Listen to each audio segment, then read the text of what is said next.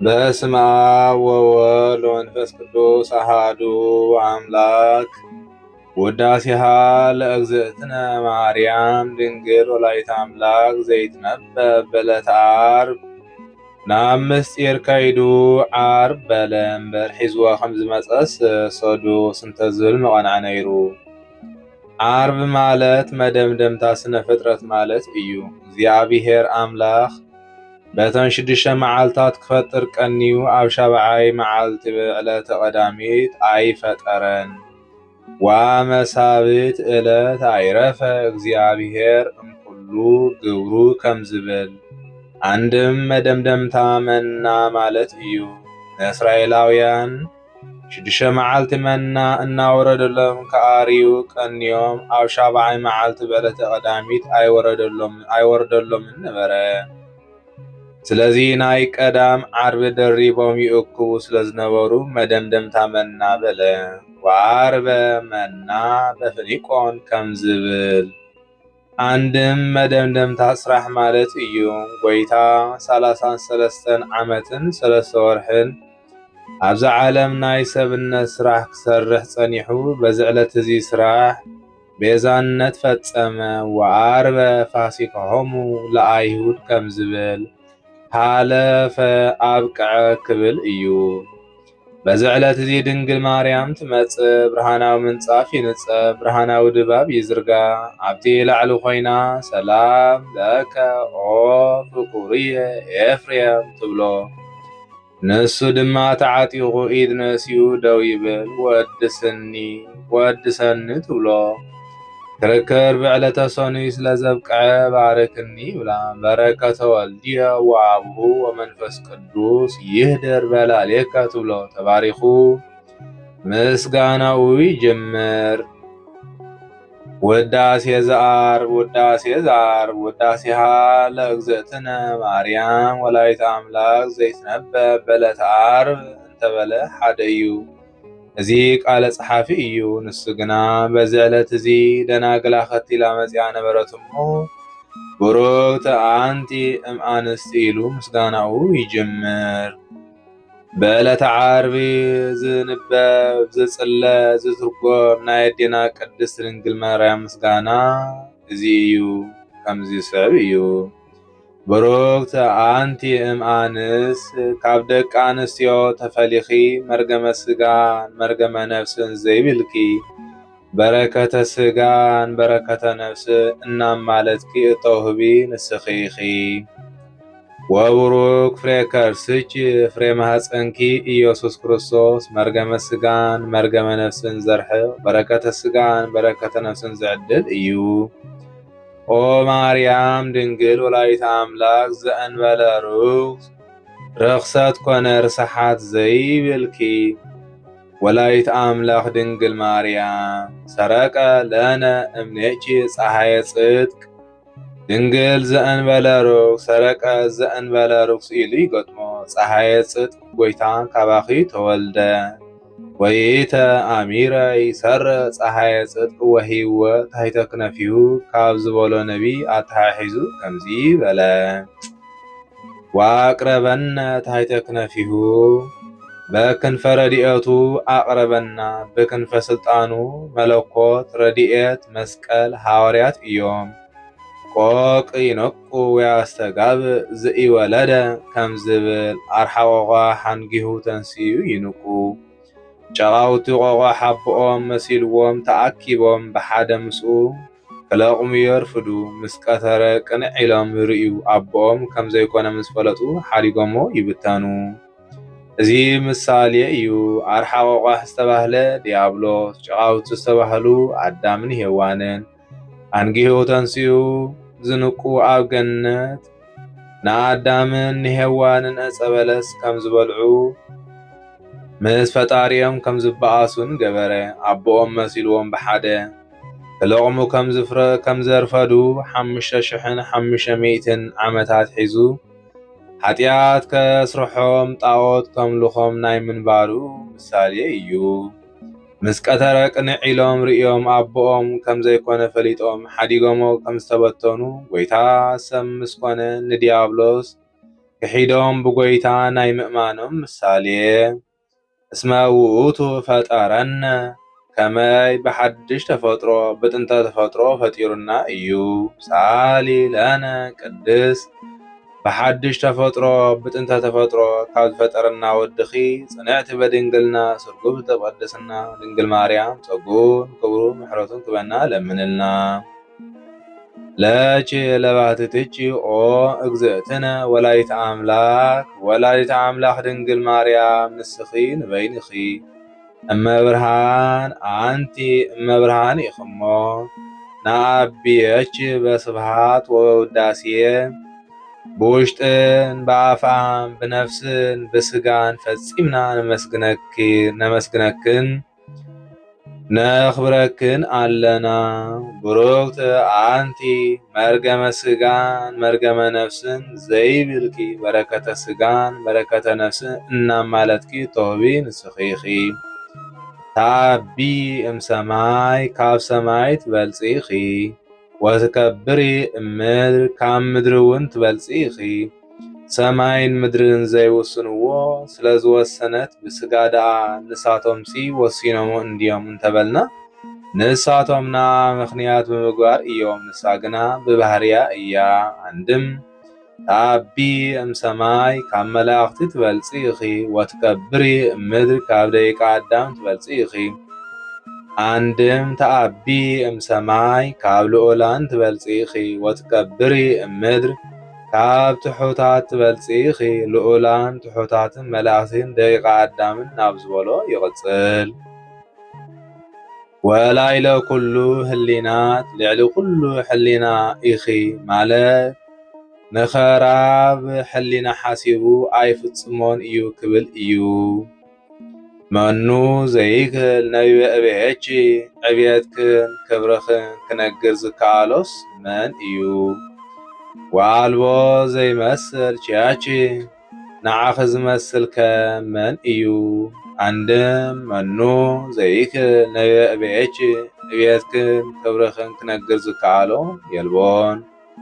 ወአልቦ ዘይመስል ችያች ንዓኺ ዝመስል እውን የልቦን። ኦ ማርያም መላእክት ይአብዩኪ ኦ ማርያም መላእክት የኽብሩኺ የመስግኑኺ ወሱራፌል ይሴብሑኪ ሱራፌል ድማ የመስግኑኺ። እስመ ዘይነብር ዲበ ኪሩቤል ወሱራፌል መጻ ወሃደረ ውስተ ከርስኪ ከመይ እቲ ኣብ ዝባን ኪሩቤልን ሱራፌልን ዝነብር ጎይታ ሰብ ንምዃን ኣብ ማህፀንኪ ሓደረ። መፍቀርየ ሰብ አቅረበነ ሃቤሁ ዘዚአነ ሞተ ነሳ ወእንቲአሁ ሕይወተ ወሃበነ። ንሰብ ዘፍቅር ሰብ ዘፍቅሮ ጎይታ ናትና ሞት ንዕኡ ወሲዱ ናቱ ሕይወት ንኣና ሂቡ ናብኡ አቅረበና። አንድም ኣብ ቤተ መንግስት ዝነብር ከራዲዮን ዝተባህለ ጻዕዳ ዑፍ ኣሎ። ሰብ ምስ ሓመመ ኣብ ቅድሚቲ ሕሙም የቕርብዎ እሞ ዝመውን ተደኣ ኮይኑ ገጹ ምልስ ኣቢሉ ስቕ ይበል። ዝሓውን ተደኣ ኮይኑ ግና ቀሪቡ ነቲ ሕሙም ብእስትንፋሱ ተቐቢሉ ጻዕዳ ዝነበረ ይጽልም ቁሪ ይስምዖ ናብ ኣየር ወፂኡ 3 ሰዓት ፀሓይ ይጽሎ። ዋዕየ ፀሓይ ምስ በርትዖ ከይዱ ናብ ባሕሪ ይጥሕል። 3 መዓልትን 3 ለይትን ኣብ ከርሲ ባሕሪ ጸኒሑ ናብ ቀደም ጸጉሩ መሊጡ ካልእ ጸጉሪ ኣብቂሉ ናይ ቀደም ጻዕዳዊ ተመሊሱሉ ይወፅእ። ከራዲዮን ዝተባህለ ጎይታ ጻዕዳ ዝበለ ጻዕዳ በመለኮቱ ከም ዝብሎ ዝሓወየ ድውይ አዳም ዘይሓወየ ድውይ ዲያብሎስ ደዌና ይፍዳን ነመርገምን ነቲ ደዊኡ ብእስትንፋሱ ተቐቢሉ ጻዕዳ ዝነበረ ከም ዝጽልም ቁሪ ከም ዝስምዖ ጎይታ ድማ ባህሪ አዳም ባህሪኡ ገይሩ ንአዳም ዝተፈርዶ መከራ ኩሉ ተቐበለ። ውእተ ነሳ ደዌነ ወጾረ ሕማምነ ወበአ እግዚእነ ውስተ ኩሉ ጸዋተ መከራ ተባቲ አመከረነ ጸላኢ ዲያብሎስ ወሃበ አርዌ ምድር ህምዝ በኢሰሚ ህየ ቃል በዊኦ በሰሚ አህወየ ከም ዝብል እቲ ኣብ ኣየር ወፂኡ 3 ሰዓት ዋዒ ፀሓይ ምጽላው ጎይታ ድማ ኣብ ዕፀ መስቀል ተሰቒሉ 3 ሰዓት ጸንሐ።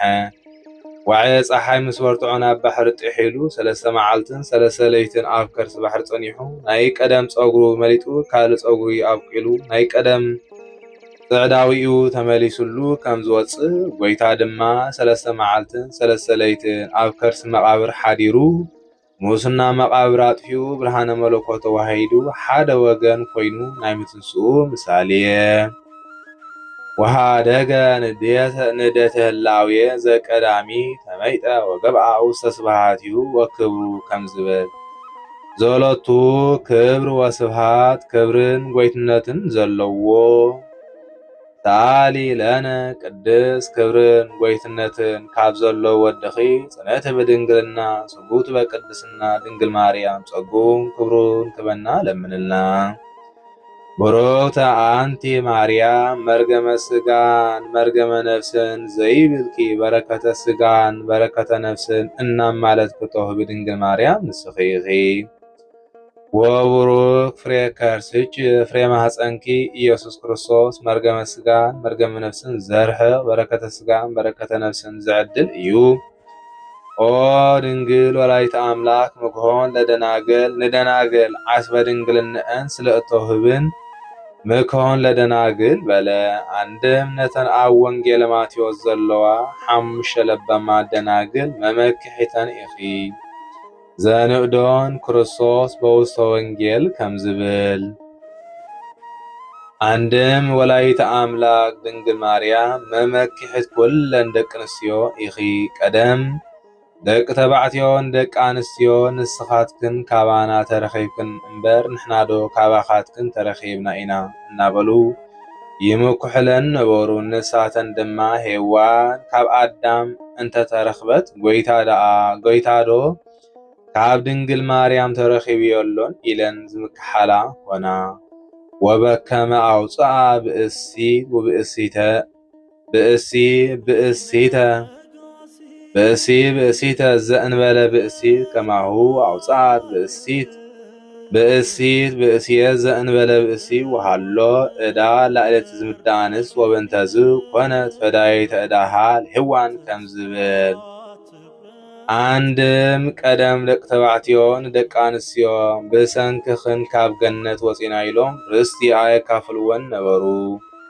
ክርስቶስ ዘእግዚአብሔር አስተጻመረ ይፍለጥ ሰብአ ቅዱስ ጳውሎስ እውን ብእሲ ወብእሲት አሃዱ እሙንቱ በክርስቶስ ኢሎም ክሳዕ ዘስተምህሩ ድሓር ግና ብሰንኪ ሔዋን ካብ ገነት እንተወፃእኩም ብምኽንያት ድንግል ማርያም ዶ መንግሥተ ሰማያት ወሪስኩም የለኹምን ኢለን ዝምክሓላ ኮና አንድም ደቂ ተባዕትዮ ብሰንክኽን ሞት መጺእና እናበሉ ይምኩሕለን ነበሩ። ንሳተን ድማ ብሰንኪ ሔዋን ሞት እንተመጻእኩም ብምኽንያት ድንግል ማርያም ሕይወት ረኺብኩም የለኹምን ኢለን ዝምክሓላ ኮና ዘእምቅድመ ዓለም ህልው ተሰብአ እምኔእቺ ብሉየ መዋእል ወፃም ከርስቺ ቅድመ ዓለም ዝነበረ ጎይታ ካብ ስጋኺ ስጋ ካብ ነፍስኺ ነፍሲ ወሲዱ ሰብ ኮነ ኣብ ላይ መዋእል ክብል እዩ። ከም ዝፍለጥ ዘመን ንሰብ የእርጎ እምበር ሰብ ንዘመን ኣየእርጎን እዩ። ንሱ ግና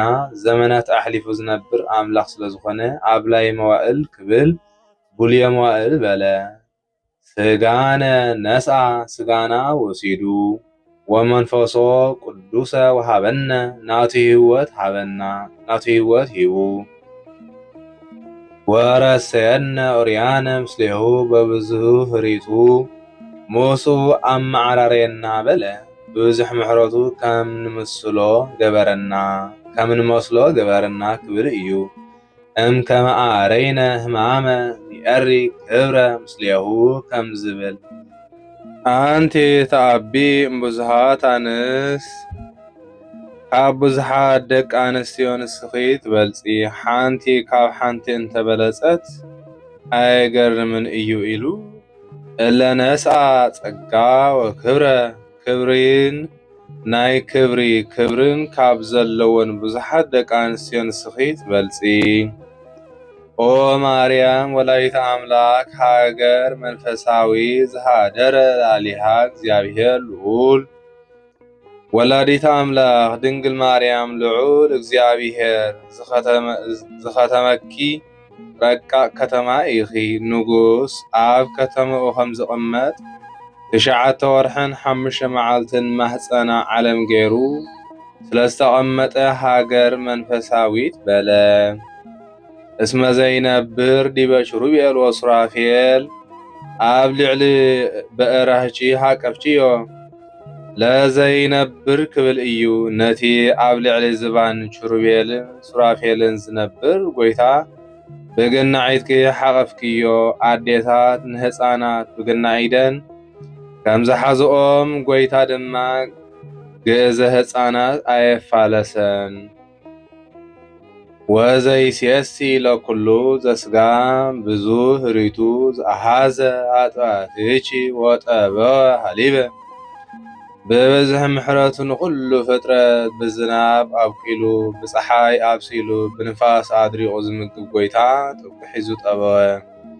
አንድም ብብዝሒ ምሕረቱ ንኩሉ ሰብ ቅዱስ ስግኡን ክቡር ደሙን ሂቡ ዝምግብ ጎይታ ጥቡሕ ሒዙ ጠበወ።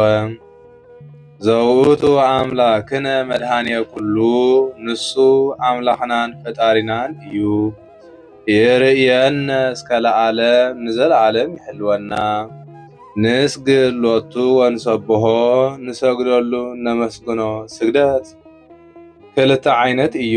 ናብ ምድሪ ተደፊእካ ምስጋድ ካብዚ ኣልዒልካ ዝፈጠርካና ክብል እዩ። ካልኣይ ድማ ብምኽንያት ሓጢኣት ተወደቕና ብንስሓ ተተስኣና ክብል እዩ። አንድም ብትንሣኤ ዘጉባኤ ከተተንስኣና ኢኻ ክብል እዩ። እስመ ውእቱ ፈጠረነ ከመይ ንሱ ብሓድሽ ተፈጥሮ ብጥንተ ተፈጥሮ ፈጢሩና እዩ። ሰአሊ ለነ ቅድስ ሰጊድ ካብ ዝግብኦ ወድኺ ጽንዕቲ በድንግልና ስርጉት ብቅድስና ድንግል ማርያም ጸጉኡን ክብሩ ንኽበና ለምንልና። ማርያም ውዳየ እፍረት ነቃ ፈልፈለ ማይ ሕይወት ድንግል ማርያም ናሽታ ኣቕሓ እያ። ከም ግብረ ድንግል በል ነቅ ፈልፈልን ሓደ ወገን ድንግል ማርያም ማይ ሕይወት ጎይታ። አንድም ነቅ ድንግል ማርያም ፈልፈል ጎይታ ማይ ሕይወት ወልድ ውልድነት ሓደ ጉኒ ሊተ ነቃ ማይ ሕይወት ወከረዩ ኣዘቅተ ዘኢትረከብ ከማዩ ከም ዝብል ፍሬ ከርሳ ኣድሃነ ኩሎ ዓለመ ፍሬ ማህፀና ኢየሱስ ክርስቶስ ንኩሉ ዓለም ኣድሓነ። ወሰኣረ እምኔነ መርገመ ካብ ባህሪና መርገመ ስጋን መርገመ ነፍስን ኣጥፋልና። ወገብረ ሰላም በማእከልየነ በመስቀሉ ህሩይ ማእከለ እግዚአብሔር ወሰብ ከም ዝብል ኣብ መንጎና ኮይኑ በመስቀሉ ሰላም ገበረልና። ወገብረ ሰላም በዲበ መስቀሉ ለዘበ ሰማይ ወለዘበ ምድርኒ ከም ዝብል ወበትንሣኤሁ ቅድስት አግብኦ ለብእሲ ዳግመ ውስተ ገነት ዝቐንዐ ዳግመ እዩ። ቀዳማይ ምእታዎም ንዳሕራይ ምእታዎም ዳግመ በለ። ደጊሙ ብፍሉይ ትንሣኤው ንኣዳም ናብ ገነት መለሶ ብፍሉይ ትንሣኤው በለ። ካብ ትንሣኤ በዓል ኣልዓዛር ክፈሊ እዩ። ንሳቶም ኣተንሳኢ ይደልዩ እዮም፣ ንሱ ግና ብገዛእ ስልጣኑ እዩ። ወተንሳኢኩ በስልጣነ ባሕቲትየ ከም ዝብል ኣብ አንስኦ መንፈስ ቅዱስ አንስኦ እንተበለ ማዕርነቶም ንምግላጽ ዳ እምበር ሓደ እዮም። አንድም ትንሣኤ በዓል ኣልዓዛር ብብሉይ ሥጋ እዩ፣ ናቱ ግና ብሓድሽ ሥጋ እዩ። አንድም ትንሣኤ በዓል ኣልዓዛር ትንሣኤ ዘጉባኤ ይጽበ እዩ፣ ናቱ ግና ትንሣኤ ዘጉባኤ ኣይጽበን እዩ። ዋሂፀረ ዕድሜ ለርእሱ ወተንስአ ፍጡነ ከም ዝብል ሰአሊ ለነ ቅድስት ንኣዳም ደጊሙ ናብ ገነት ካብ ዝመለሶ ወድኺ ጽንዕቲ ብድንግልና ስርጉት በቅድስና ጸጎን ክብሩን ንኽህበና ለምንልና። ማርያም ንጽሕቲ ድንግል ወላዲተ አምላክ ማእምንት ንጽሕቲ ድንግል ማርያም አምላኽ ንምውላድ እምንቲ ኢኺ ንስጥሮስ ህሱቸ ትሰመይ ቅድስት ድንግል ወላዲተ አምላክ ወአማን ትሰመይ ወላዲተ ሰብ ኢልዋ ነይሩ እዩ እሞ ማእምንት በለ። ሰአሊተ ምህረት ለውልደ ሰብ ማእምንት ሰአሊተ ምህረት ኢሉ ይገጥሞ ሓቀኛ መተዓረቂት ክብል እዩ። ካብ ናይዚ ዓለም ሰብ ክፈሊ ናይዚ ዓለም ሰብ ዕረቐኒ ኢልካ እንተሰደድካዮ ነገር ፀይቁ ይምለስ። ንሳ ግና ሓቀኛ መተዓረቂ ስለዝኾነት ማእምንት ሰአሊተ ምህረት በላ። ሰአሊ ለነ ሃበ ክርስቶስ ወልድኪ ናብ ወድኺ ኢየሱስ ክርስቶስ ለምንልና። ይስረይ ኃጢአተነ ኃጢአትና ከስተስርየልና። ሰአሊ ለነ ቅድስ ኃጢአትና ካብ ዘስተስርየልና ወድኺ ጽንዕቲ በድንግልና ስርጉት በቅድስና ድንግል ማርያም ጸጎን ክብሩን ንኽህበና ለምንልና። ማርያም ድንግል ትጸርህ በቤተ መቅደስ ጸርሓት ክብል እዩ።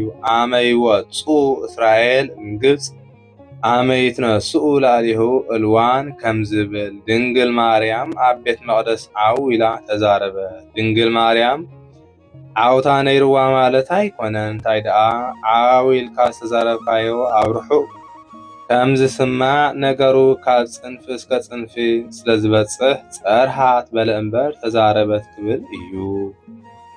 ወትብል የአምር እግዚአብሔር ከመ አልብየ ዘአምር ባይድ ወይምንትኒ ዘእንበለ ድምፀ ቃሉ ለመላክ ዘአብሰረኒ በክብር ወይቤለኒ ሰላም ለኪ ኦ ቅድስት ድንግል ብዘይካቲ ቅዱስ ገብርኤል ኦ ምልእተ ክብሪ እግዚአብሔር ካብ ስጋኺ ስጋ ካብ ነፍስኺ ነፍሲ ወሲዱ ሓደ ኣካል ሓደ ባህሪ ክኸውን እዩ ኢሉ ኣኽቢሩ ዝነገረኒ እንተዘይኮይኑ ወላ ሓንቲ ዝፈልጦ ነገር ከም ዘይብለይ እግዚአብሔር ይፈልጥ እዩ ኢላ ዓው ኢላ ተዛረበት።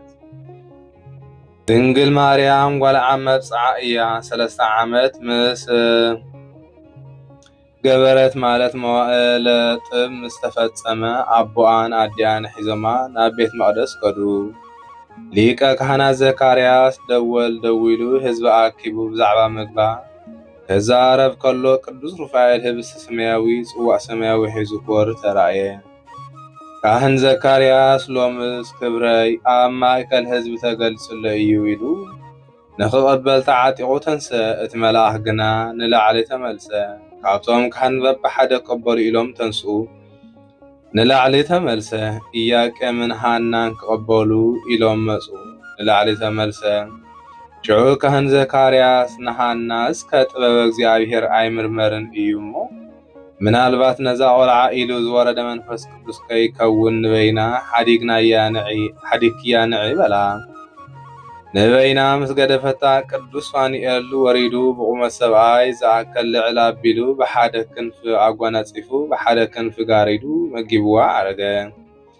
ናይ መግባ ነገር ካብ ተተሓሓዘልና እንታይ ዝዛርባ ኣለና ኢሎም ኣብ ቤት መቅደስ ኣእተውዋ።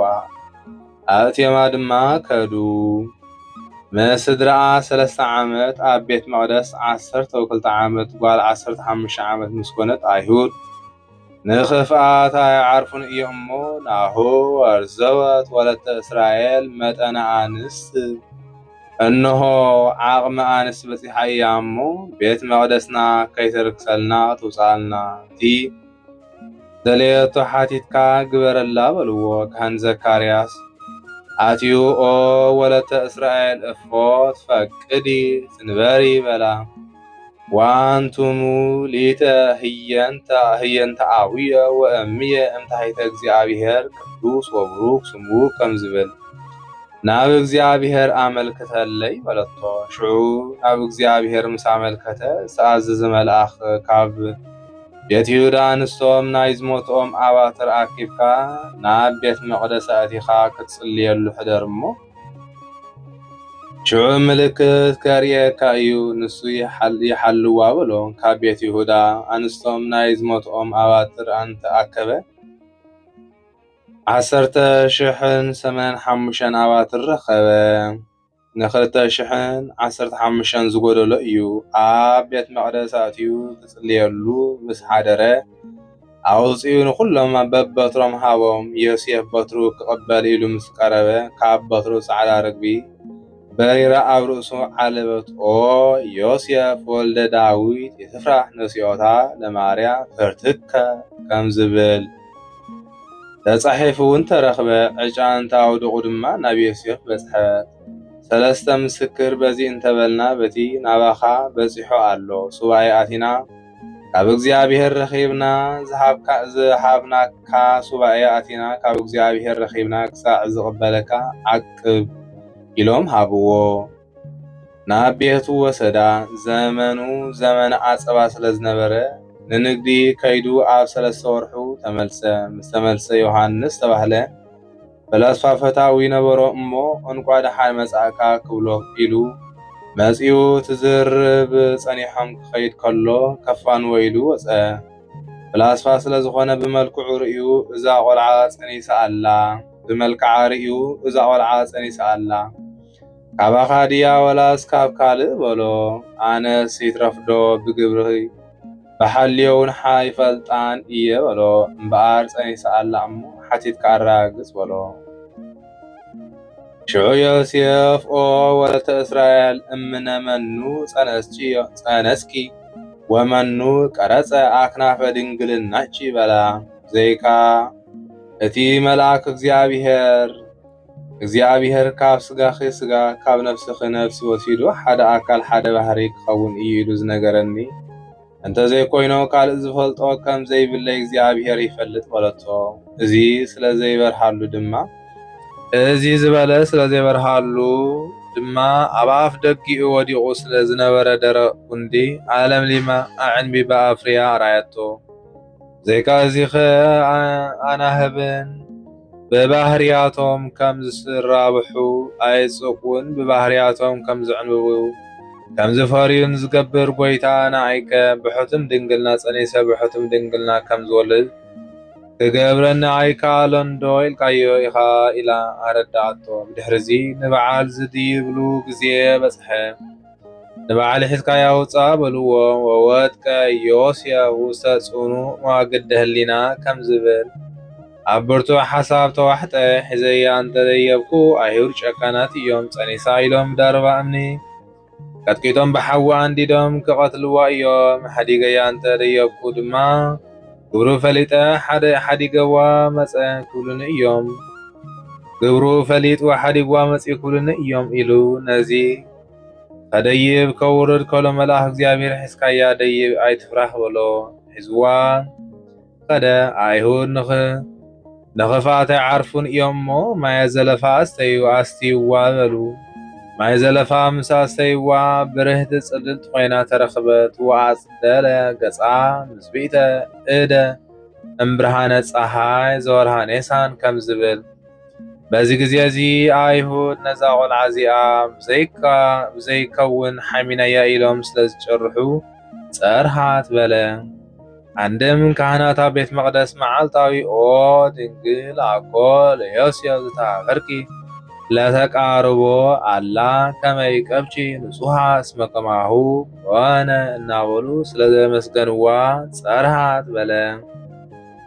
ጾርች ዘይጽወር ጾርኪ ኣግመርች ዘይደስመር ዘይውሰን ወሰንኪ ዋልቦ ዘያገምሮ ምንቲ ወላ ሓደ ዝውስኖ ዘይብሉ ይበዝህ ውዳሴቺ ኦ ምልዕተ ጸጋ ወኩሉ ክብር ኦ ምልዕተ ክብር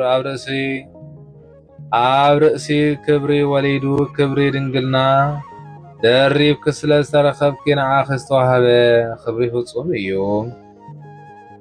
እስመ ኮንቺ አንቲ ማሂደረ ቃል አብ ማሂደር አካላዊ ቃል ስለ ዝኾንኪ አንቲ ውእቱ መንጦላይ ስፍሕት እንተ ተስተጋብኦም ለመሃይምናን ህዝበ ክርስቲያን ንምእመናን አኪባ ዝሓዘት ቅዱስ ጴጥሮስ ኣብ ናሕሲ ኢዮጴ ዝረአያ ሰፋሕ መጋረጃ ንስኺ ኢኺ ወትምህሮም ሰጊደ ለስሉስ ማህየዊ ንስላሴ ስግደት እተስተምህር ወትምህሮም ሰጊደ ለስሉስ ማህየዊ ንስላሴ ስግደት እተስተምህረሎም ወትምህሮም ሰጊደ ለስሉስ ማህየዊ ንስላሴ ስግደት እተስተምህረሎም። ቅዱስ ጴጥሮስ ኣብ ናሕሲ ኢዮጴ ምግቡ ክሳዕ ዘዳሉ እናጸለየ ከሎ ተመሰጠ።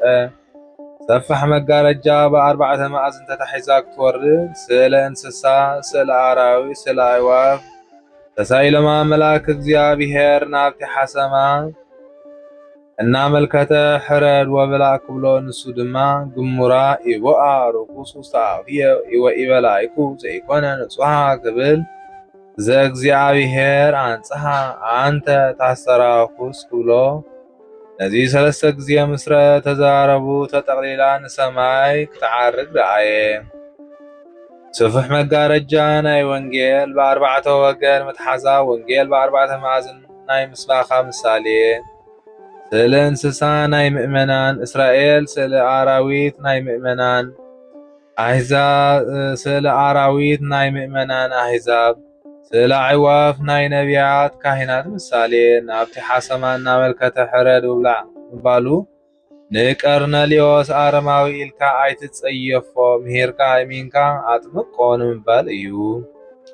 ሰለስተ ጊዜ ምዃኑ ናይ ሰለስነት ቃሉ ዘይምልዋጡ ናይ ሓድነት ምሳሌ እዚ ኩሉ ተጠቕሊሉ ተመሊሱ ንሰማይ ክዓርግ ምርኣዩ እዚኣቶም ኩሎም ብወንጌል ኣሚኖም ተጠሚቖም ገነት መንግስቲ ሰማያት ናይ ምውራሶም ምሳሌ አንድም ስፍሕ መጋረጃ ናይ ድንግል ማርያም ኣርባዕተ ወገን ምትሓዛ ድንግል ማርያም ብዘይካ አረማዊ መናፍቅ ከሓዲ እንተዘይኮይኑ ብኣርባዕተ ማዕዘን ሰኣይልነ ቅድስት ከይበላ ዝውዕል የልቦን ስእለ እንስሳ ስእለ ኣራዊት ስእለ ኣዕዋፍ ኣይልወጥን እዩ ንስላሴ ስግደት እተስተምህረሎም በለ ሓድነቶምን ሰለስትነቶም ዝተፈልጡ ጎይታ ካብ ቅድስት ድንግል ማርያም ሰብ ምስኮነ እዩ። ወአልቦ መኑሂ ዘአእመሮሙ ለስሉስ ቅዱስ ዘእንበለ እምድኅረ ተሰገ ወልድ ዋሕድም ቅድስት እሙ ከም ዝብል አንድም ንስላሴ ስግደት እተስተምህረሎም መጋረጃ ቤት መቅደብ ቤት ወንጌል ንስኺ ኢኺ ኦሪታውያን ኣፍ ደጊኦም ሓደ መጋረጃኦም ሓደ እዩ ሓደ ኣካል ሓደ ገጽ ኢና እንብል ክብሉ ንሕና ግና መጋረጃ ሓደ ኣፍ ደገ ድማ ናይ ሰለስትነት እዩ በአካል ሰለስተ ብመለኮት ሓደ ስለ ዝብል እዩ። አንቲ ውእቱ ዘጾርቼ ዓምደ እሳት ዘርእየ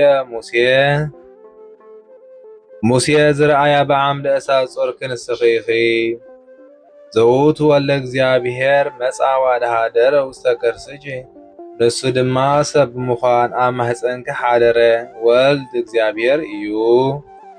ኮንቺ ታቦተ ለፈጣሪ ሰማያት ወምድር ማህደር እቲ ኣብ ሰማይና ምድርን ዝፈጠረ አምላክ ኮንኪ ጾርችዮ በከርስች ትሳተ አውረሃ ኮንቺ ታቦተ እንተበለ ወታስተስሪ ለንጉስ ወታቦቱ ለንጉስ ከም ዝብሎ ኣይኮነ እንታይዳ 9 ወርሕን 5 መዓልትን ኣብ ማህፀንኪ ወሰንኪዮ አንቲ ማይ ምንት ለዘያገምርዎ ሰማያት ወምድር ነቲ ሰማይን ምድርን ዘይውስንዎ ንሙሳን ምንቲ ኮንኪ ኮንቺ ተንከተመ ለዕርገተ ውስተ ሰማይ ከመ ብርሃን ካብ ምድሪ ናይ ሰማይ ምድያብ መሳልል ዝኾንኪ ብመሳልል ካብ ላዕሊ ናብ ታሕቲ ይውረድ ካብ ታሕቲ ከዓ ናብ ላዕሊ ይድየብ ካብ ላዕሊ ንታሕቲ ከም ዝወርድ መለኮት ምስ ትስብእቲ ምውሃዱ ካብ ታሕቲ ንላዕሊ ከም ዝድይብ ትስብእቲ ምስ መለኮት ምውሃዱ ምኽንያት ዝኾንኪ ንስኺ ኢኺ ዓንድን ካብ ዕላዕሊ ንታሕቲ ከም ዝወረዱ ስላሴ ብጸጋ ኣባና ከም ዘድይቡ ድማ ንሕና በጥምቀት ካብ ስላሴ ሙላድና ምኽንያት ዝኾንክ ንስኺ ኢኺ ኢሉ ከምጽኦ እዩ ኢሉ ክብርኺ ካብ ብርሃነ ፀሓይ ይበልጽ በለ። ፀሓይ ናይ ዘይትበጽሖ በፂሓ ስለትምስገን እዩ። አንቲ ውእቱ ምስራቅ ዘወፃ እምኔኪ ወሐሴት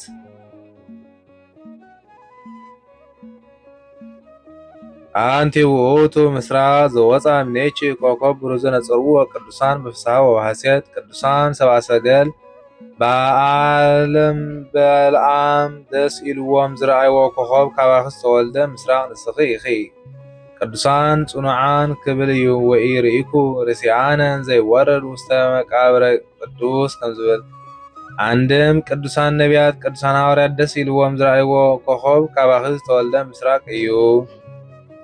ዘፈትሐ ላዕለ ሔዋን ትለድ በጻዕር ወሕማም ንሔዋን ብጻዕርን ብጋዓርን ብጭንቀትን ክትወልድ ዝፈረዳ አንድም ሔዋን ብሕማም ለዲ ወወሊድቺ ይኩን ምግባእቺ ሃበ ሞትቺ ዝብል ሰሚዓ ሰምዐት። አንቲ ማርያም ሰማዕት ዘይብል ተፈስሒ ኦ ምልዕተ ጸጋ ንስኺ ግና ኦ ምልዕተ ጸጋ ምልዕተ ክብር